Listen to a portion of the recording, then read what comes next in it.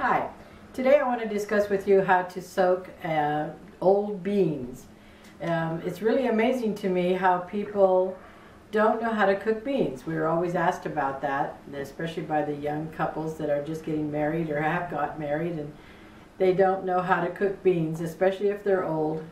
And I was going to a nativity scene with some friends the other day, and an older lady was talking to her friend in the front seat about she was cooking beans, and she must have cooked them, she said, for about 5 hours, and they never did get soft.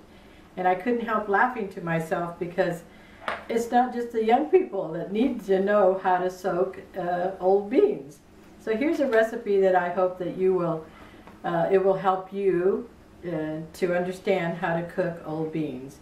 I have 1 cup of beans here, and what you do is you go through your beans and wash them and sort them out. Make sure that all of the dirt clods and any kind of stuff that floats to the top is taken out.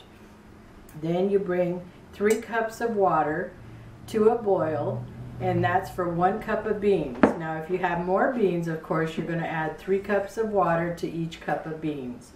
Now you bring that water to a boil, and then you add your beans to that water, and then you boil it really hard for about 1 to 2 minutes. And then after that you take them off of the heat, and next you add 3/8 of a teaspoon of baking soda to the water and the beans that are in the pan, and you cover that and let it soak for about an hour. You might leave it a little longer if your beans are really old. And then you rinse them really good, and then you fill it up with water again. The 3 cups, remember, to each cup of beans. And you might need extra baking soda if you feel that the beans are really old, but normally the first time is enough. Then you take that and you cover the beans with water, and you bring them to a boil, and then you reduce the heat and you simmer them. You have to remember to reduce your heat and simmer them for an hour to 2 hours, because if you keep boiling them, they're going to turn into mush. And then do not add any salt or any other stuff to the beans.